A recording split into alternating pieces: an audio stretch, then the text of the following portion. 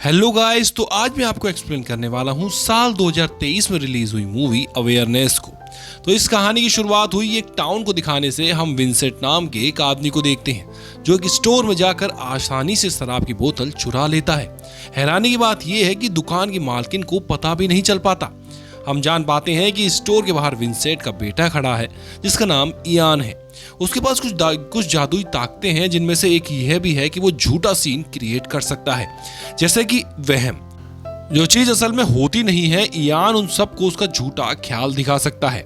देखने वाले इंसान को उसके झूठ पर यकीन करना ही पड़ता है क्योंकि वो बिल्कुल सच जो लगता है। अपना एक जादू इयान स्टोर की मालकिन पर भी चलाता है। यही वजह रही कि उसके डैड आसानी से शराब की बोतल चुरा लेते हैं। इयान की इन ताकतों की वजह से पहले भी ये कई सारी चोरियां कर चुके हैं, मगर आज तक पकड़े नहीं गए। अब विंसेंट चोरी करके स्टोर से बाहर आया। यहाँ से कुछ लड़कियां गुजर रही थी। एक लड़की इयान के कान में कुछ कह जाती है जिससे उसका ध्यान भटक जाता है और उसका पूरा जादू टूट जाता है। अब दुकान की मालकिन देख लेती है कि शराब की बोतल्स गायब हैं।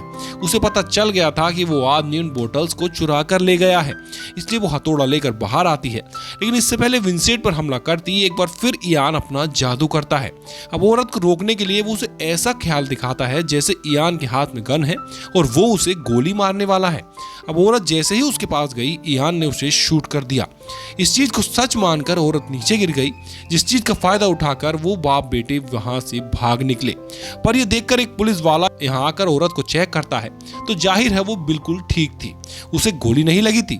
मगर अब पुलिस ऑफिसर्स दोनों का पीछा करने लगता है। विंसेंट इयान पर गुस्सा करने लगा कि क्या जरूरत थी अपनी ताकतों को सच के सबके सामने इस्तेमाल करने की। इयान कहता है कि हम छोटी मोटी चोरियां क्यों करते हैं, एक बार ही बैंक लूट लेते हैं ना, जिससे हम मालामाल हो जाएंगे। पर विंसेंट यह कहकर मना कर देता है कि बैंक वालों को तुम बेवकूफ नहीं बना सकते, क्योंकि वो लोग तुम्हारी ताकतों को देखते ही तुम्हें पकड़ लेंगे और ना जाने तुम पर कौन कौन से टेस्ट करेंगे। मगर इयान समझ नहीं पाता कि डैड आखिर किसके बारे में बात कर रहे हैं। अब पुलिस वाला इनके पीछे पड़ा था, इन्हें जान जो बचानी थी, इसलिए इयान एक बार फिर अपनी उसी ताकत का यूज करता है। वो पुलिस वालों को ऐसा सीन दिखाता है जैसे उनकी गाड़ी पर बर्फ के ओले पड़ रहे हैं। गाड़ी का एक्सीडेंट हो गया है, वो उलट गई है और सीधा एक पेट्रोल पंप के पास जाकर रुकी है, जिसके सीसीटीवी फुटेज से हमने साफ साफ देखा कि गाड़ी तो एकदम सीधी आकर रुकी है, क्योंकि ये एक्सीडेंट एक वहम था। ये सारा नजारा एक औरत एड्रियान ने भी देख लिया था। वो अपने साथियों को शाबाशी देते हुए कहती है कि तुमने बहुत अच्छा काम किया है इयान को ढूंढने में, जिसे हम समझ पाते हैं कि एड्रियान इयान का पीछा कर रही थी और अब वो किसी और को फोन करके भी बता देती है कि हमने उसे ढूंढ लिया है। खैर, दोनों बाप बेटे अपने ठिकाने पर आ गए थे, जो टूटी फूटी शिप थी। यही विंसेंट इयान को उसकी माँ की तस्वीर दिखाता है।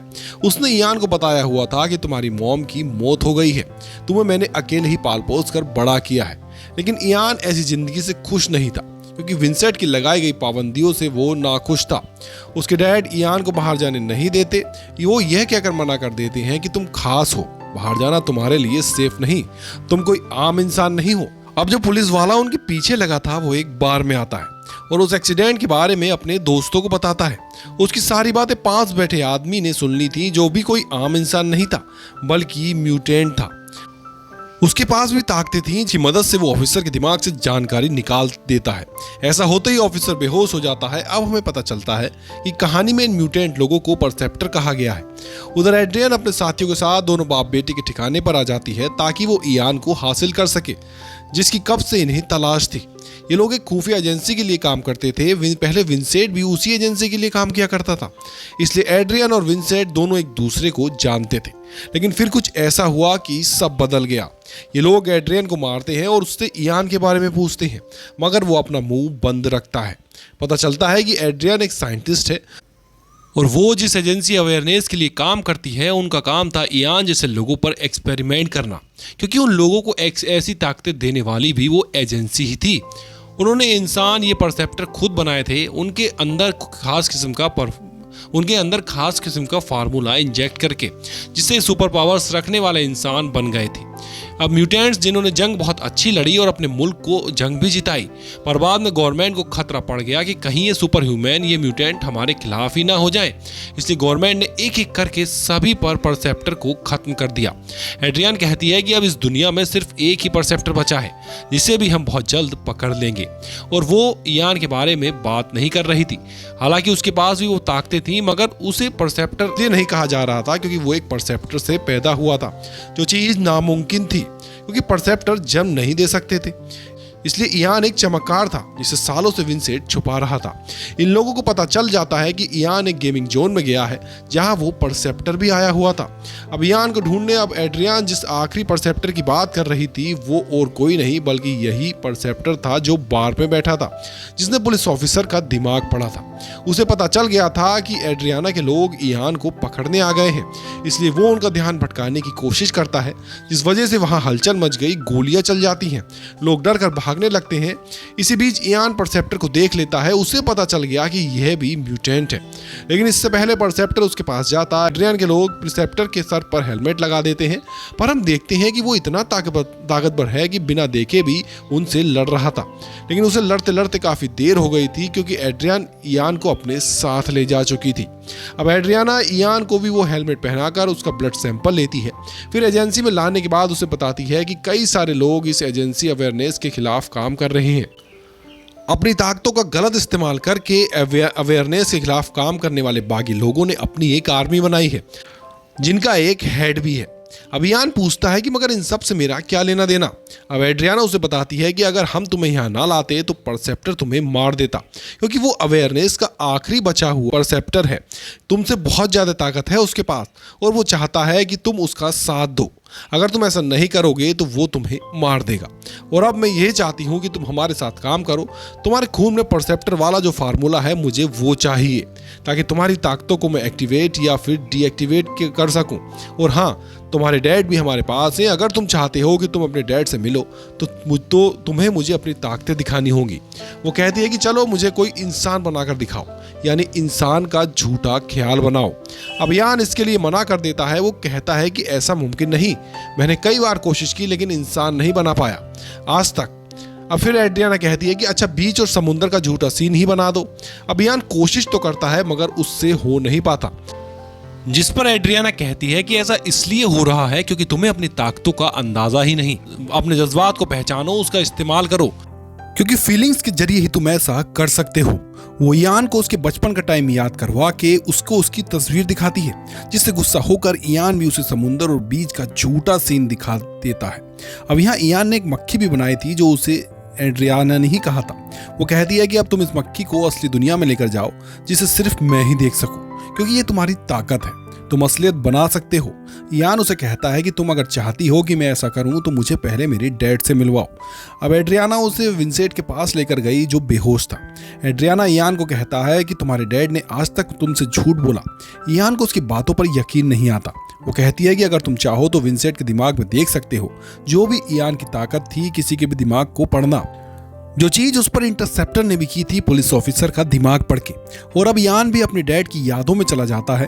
वो देखता है कि अवेयरनेस की लैब में जहां एड्रियाना और विंसेंट एक साथ काम किया करते थे, वहीं इयान की मॉम भी थी जो कि परसेप्टर थी। लेकिन इयान की मॉम जब वहां से गायब थी तो एड्रियाना ने इयान को चुरा लिया, यानी कि वो इयान का असली डैड नहीं। इयान के होश में आते ही विंसेंट बेहोश हो गया। एड्रियाना उसे कहती है कि इस आदमी ने तुम्हें धोखा दिया है, सारी जिंदगी तुम्हें अंधेरे में रखा, क्या पता तुम्हारी मॉम जिंदा हो। अब एड्रियाना अपनी बॉस से मिलकर उसे बताती है कि बेशक इयान ताकतवर है, लेकिन अगर वो अपनी तीसरी ताकत को भी समझ जाए तो हम बाकी लोगों के हेड को मार सकते हैं। अब इस तीसरी शक्ति के बारे में हम आगे जानेंगे। अब अवेयरनेस में ही काम करने वाली एक फाइटर लड़की जो एड्रियाना की साथी थी, शायद वो इयान को आकर बताती है कि ये लोग न जाने तुम पर कौन कौन से टेस्ट करेंगे, इसलिए बेहतर होगा कि तुम यहाँ से भाग जाओ, मैं तुम्हारी मदद कर सकती हूँ। उसकी बात इयान को पसंद आई और वो मान गया। अब परसेप्टर भी अपना भेष बदलकर एजेंसी में घुस आया था। वो फाइटर लड़की इयान को लेकर वहां से भागने लगी। हालांकि सिपाही उन्हें रोकने की कोशिश करते हैं, मगर वो लड़ने में काफी माहिर थी। वो तो सबको मार गिराती है। इयान और उसके डैड को लेकर वो यहाँ से निकल जाती है।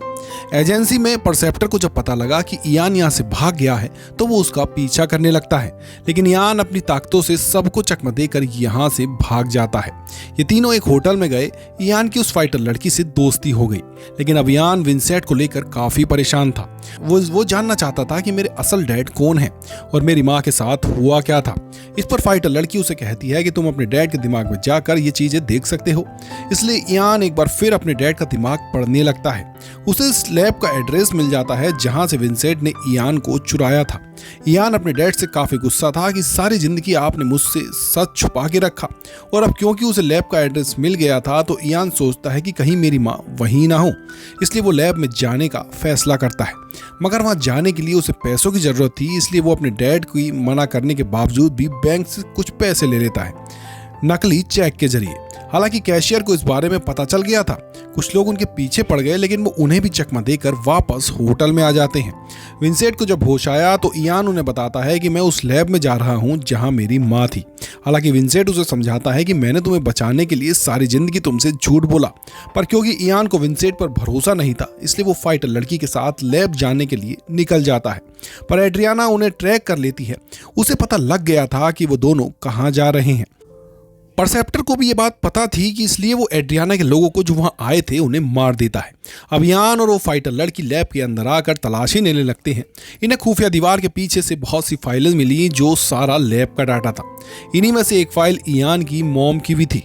विंसेंट जब अपने शिप में वापस आया तो वहां एड्रियाना भी आ गई, जो कहती है कि हमारी मदद करो क्योंकि जो भी है इस टाइम इयान को तुम्हारी जरूरत है। तुम उसके डैड हो। इसलिए विंसेंट मान जाता है। उधर परसेप्टर इयान के सामने आ गया और क्योंकि वो इयान से ज्यादा ताकतवर था इसलिए उसे झूठे ख्याल दिखाकर पकड़ लेता है। वो उसे मारता नहीं, बस बताने लगता है कि किस तरह एजेंसी वालों ने तुम्हारा इस्तेमाल किया। तुम्हारे और मेरे जैसे लोगों को उन्होंने लैब में बनाकर फिर अपनी एक आर्मी बनाई, यानी कि एजेंसी, जिसका नाम है अवेयरनेस। वो फिर उस बागी ग्रुप के हेड के बारे में बताता है। वो कहता है कि वो परसेप्टर बहुत ताकतवर था, उसने बहुत सारे लोगों की जान बचाई और अपनी एक अलग टीम बना ली। यही वजह है कि एजेंसी वाले उसके पीछे लगे हुए हैं ताकि उसे ढूंढ कर मार सके। वो बताता है कि मुझे वो फार्मूला चाहिए ताकि मैं अपने जैसे और भी लोग बना सकूं और दुश्मनों से बदला ले सकूं, क्योंकि परसेप्टर बच्चे पैदा नहीं कर सकते। इस पर इयान कहता है कि तो फिर मेरा जन्म कैसे हो गया। इस पर परसेप्टर जवाब देता है कि इसलिए तुम खास हो, ये एक चमत्कार है। तुम पहले ऐसे इंसान हो जो परसेप्टर से पैदा हुए हो। तभी यहाँ पर एड्रियाना के आदमी आ जाते हैं। इसलिए परसेप्टर इयान और फाइटर लड़की को वहां से भेजकर खुद एड्रियाना के लोगों से लड़ने लगता है। वो कुछ देर तो झूठा ख्याल बना लेता है, लेकिन फिर पकड़ा गया। उसके चेहरे पर जैसे ही हेलमेट लगाया गया, अब वो अपनी ताकतों को इस्तेमाल नहीं कर पा रहा था, जबकि इयान और फाइटर लड़की यहाँ से भाग गए। एड्रियाना के लोग परसेप्टर को लैब में ले आए। वो उसकी बॉडी से फार्मूला निकालने की कोशिश करते हैं, मगर वो ये जानबूझकर मायूस हो गए कि फार्मूला उसके डीएनए में मिक्स हो गया है, क्योंकि असल बात तो यह थी कि उन लोगों से फार्मूला कहीं खो गया है। परसेप्टर वहां से निकल जाता है और अब एड्रियाना को इयान की तलाश थी। इयान फाइटर लड़की के साथ उस जगह पर गया जहां उसकी मॉम थी और आज यहां पहली बार वो अपनी मॉम से मिलता है। उनकी हालत ठीक नहीं थी, वो सदमे की वजह से कोमा में थी, साथ ही काफी जख्मी भी थी। अपनी माँ की हालत देखकर इयान को बहुत गुस्सा आता है। उसे लगा कि शायद वो मर चुकी है, पर तभी यहाँ पर परसेप्टर भी आ गया था। वो इयान को कहता है कि तुम्हारी माँ अभी जिंदा है। इसलिए इयान अब अपनी ताकतों की मदद से अपनी माँ के दिमाग में जाता है जहाँ उसे अपना बचपन नजर आया। उसे पता चला कि एड्रियाना जिस फार्मूले के पीछे है वो दरअसल इयान की माँ ने ही बनाया था, और उस चीज की याद उन्होंने इयान के दिमाग में डाल दी ताकि हर किसी को उसके बारे में पता ना चल सके। और अब असल दुनिया में परसेप्टर उस याद को लेने की बहुत कोशिश करता है। हालांकि इयान उसे ऐसा करने तो नहीं देता, लेकिन इस जोर जबरदस्ती की वजह से इयान की मॉम की मौत हो जाती है। इयान को अब बहुत दुख हुआ, साथ ही उसे बहुत गुस्सा भी आता है, और अब वो अपना गुस्सा एड्रियाना और उसके साथियों पर निकालना चाहता था जो वहां पहुंच गए थे। और अब इयान की तीसरी ताकत भी सामने आई। वो यह थी कि वो एक साथ कई लोगों के दिमाग को कंट्रोल कर सकता था। ऐसे उसने बहुत सारे लोगों को मार गिराया, मगर कोई उसका कुछ बिगाड़ नहीं पाता। तभी उसे रोकने यहाँ विंसेंट आ गया। वो खुद को ही शूट कर लेता है, जिससे इयान अपने होश में आ गया। और अब आखिरी बार वो अपने डैड के दिमाग को चेक करता है, उसे पता चला कि असल में इयान की माँ ने विंसेंट को कहा था कि मेरे बेटे को कहीं दूर ले जाओ, किसी महफूज जगह पर। यानी विंसेंट ने जानबूझकर उसका बच्चा नहीं चुराया। ये देखकर इयान को दुख हुआ, वो अपने डैड से माफी मांगता है और इसी के साथ उनकी मौत हो जाती है। अब परसेप्टर फार्मूला हासिल करने के लिए फाइटर लड़की का इस्तेमाल करता है, उस पर गन पॉइंट करके मारने की धमकी देता है। ये देखकर एड्रियाना इयान को कहती है कि कोई फाइटर लड़की है ही नहीं, ये तो बस छलावा है, फाइटर लड़की का झूठा ख्याल जो परसेप्टर ने तुम्हारे दिमाग में डाला। इयान जब इस बात पर गौर करता है तो उसे भी यकीन हो गया कि शुरू से लेकर अब तक कोई फाइटर लड़की थी ही नहीं, बल्कि वो तो झूठा कैरेक्टर बनाकर परसेप्टर ने मेरे दिमाग में डाला। इसलिए इयान उसकी बातों में आए बगैर उसे शूट कर देता है, जिससे परसेप्टर फाइनली मारा जाता है। सिर्फ फाइटर लड़की रह गई क्योंकि वो खुद ही बनाया गया कैरेक्टर था और एक ही वो लूप में चल रही थी। फिर हम कुछ टाइम की बात का सीन देखते हैं जहां इयान और एड्रियाना कब्रिस्तान में थे। इयान उसे कहता है कि मैं उन सभी लोगों को खो चुका हूं जो मेरे अपने थे और जिनको मेरी परवाह थी। एड्रियाना उसे कहती है कि हमें है तुम्हारी परवाह, क्योंकि हम वो फार्मूला हर हाल में चाहते हैं जिसके लिए हमें तुम्हारी जरूरत पड़ सकती है, क्योंकि अगर वो फार्मूला मिल गया तो लाखों लोगों की जान बच सकती है। इस पर इयान कहता है कि मैं ये सोचकर बताऊंगा और वो यहां से चला जाता है। एड्रियाना का बॉस उसे कहता है कि तुमने इयान को क्यों नहीं मारा, वो अब हमारे किसी काम का नहीं, क्योंकि उसके पास फार्मूला तो जो नहीं है। इस पर एड्रियाना कहती है कि अगर मुझे लगा कि वो हमारे किसी काम का नहीं तो मैं उसे खुद ही मार दूंगी।